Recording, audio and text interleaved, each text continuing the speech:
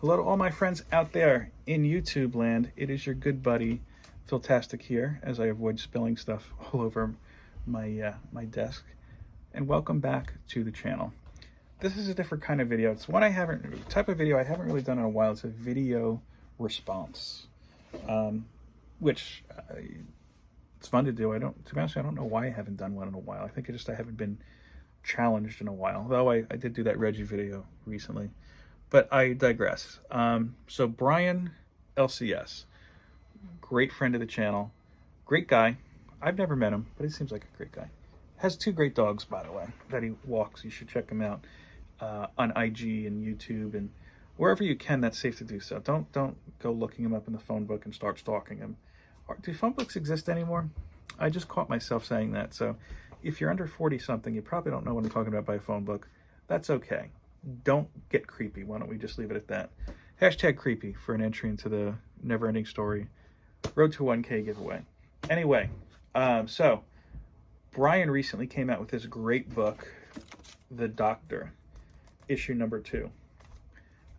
Cover A by me, cover B by Aaron from Rad Arts Comics, aka Norin Rad, aka whatever he likes his friends to call him.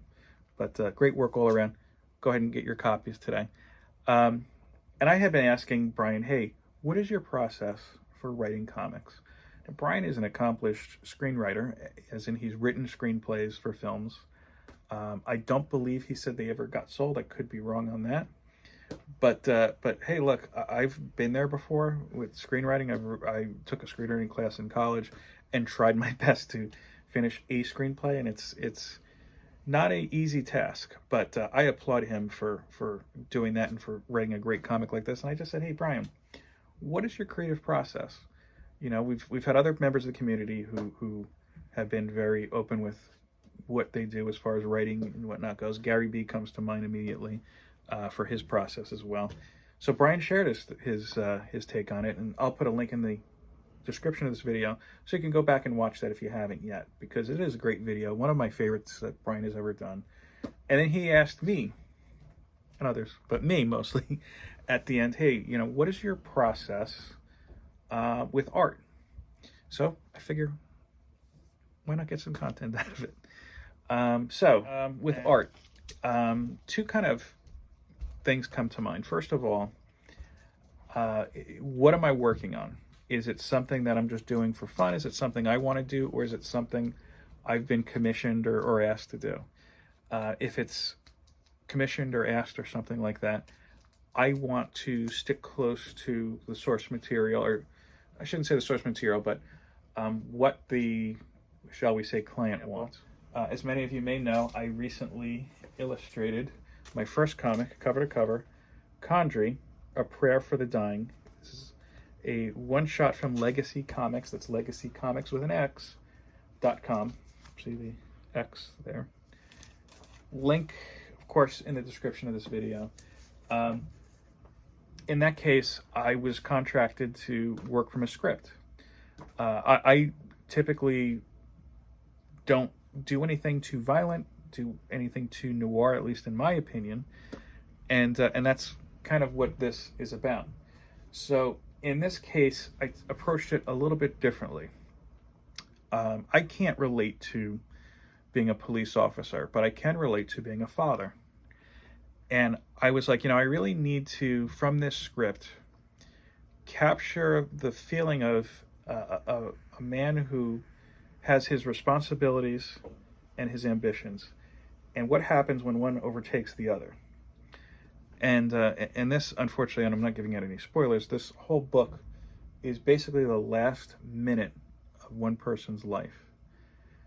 And I thought about the phrase, you know, your whole life flashes before your eyes before you die.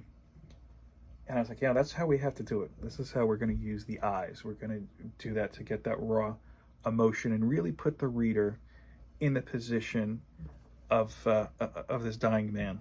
And you feel his success, and you feel his failures, and you know, you feel in that last minute what he thinks of, and really how the events of this particular issue really are what kicks off not only the whole Condrey storyline, but affects everybody around him in such divisive and drastic ways.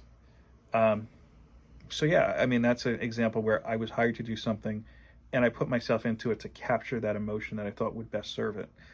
The second kind of way to go about it is just something I just want to do on my own.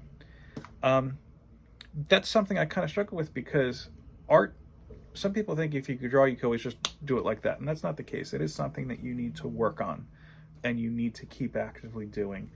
It's nothing automatic. It's very much a skill where every time you draw a little stroke, that stroke is based on what you've done 100 other times before then. I don't know if that is clear to you, but basically it takes a lot of practice. And in fact, there's a thing I'm going to share with you in a little bit on that. But for me, lately I like either doing things in series or themes.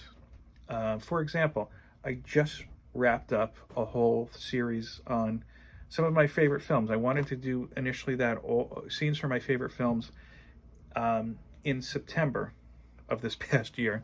And that kind of didn't pan out. Just some issues with my arm caught up. If you've been watching the channel, then you know what I'm talking about. I'm going to do a video where I show all of them, by the way. So that was kind of cool because it was like a little bit of not only just a trip down memory lane for me, like, oh, I used to love watching this as a kid, but also what looks visually interesting. And it's kind of cool because if you look at how I was drawing it when I started and how I ended, you're really kind of fleshing things out. Excuse me, you might hear my son screaming in the background. He's all good. He's just 3.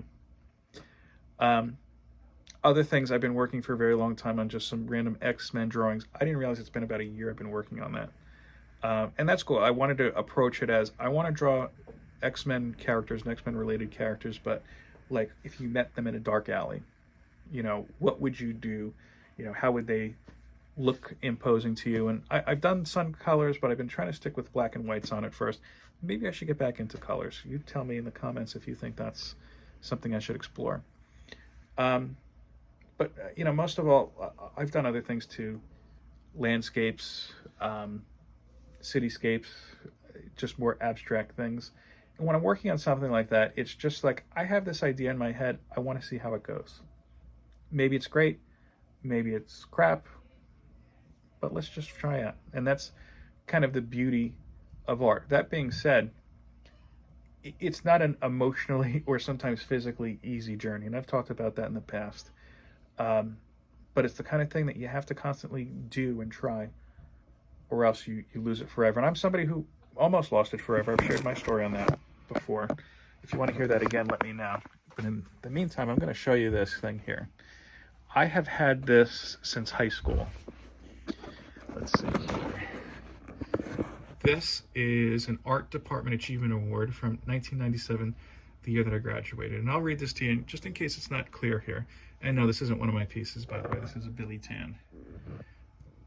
Becoming an artist is a lifetime process. It begins with the way you see things, the way you feel about things. Then you find you want to express what you see and feel.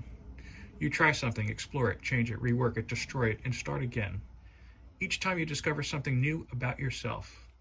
Becoming an artist doesn't stop with time or circumstance or job or age. It may earn you a lot of money or none at all. Its real value is to yourself, a way of life. But it's not a life for everyone. Those who choose it find the highs can be very high, just as the lows can be very low. But one thing is certain, life is never boring. And the best thing is that your whole life is spent in becoming.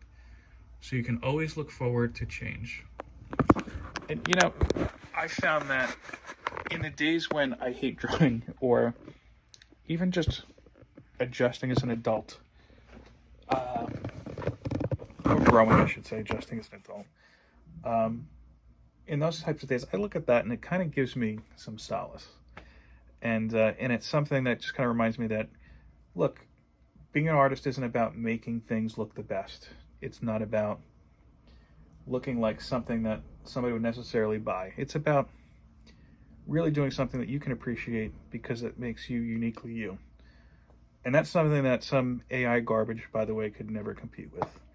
On that note, I think it's a good place to end. I went on a little bit longer than I wanted to, but that's what I usually do. I hope that you enjoyed my my little VR for Brian. Brian, I hope that cleared up some stuff for you. I'd love to chat more about this type of stuff. If that's what you'd like to hear, let me know. Nothing left to say then than peace, love, and comics. Take care.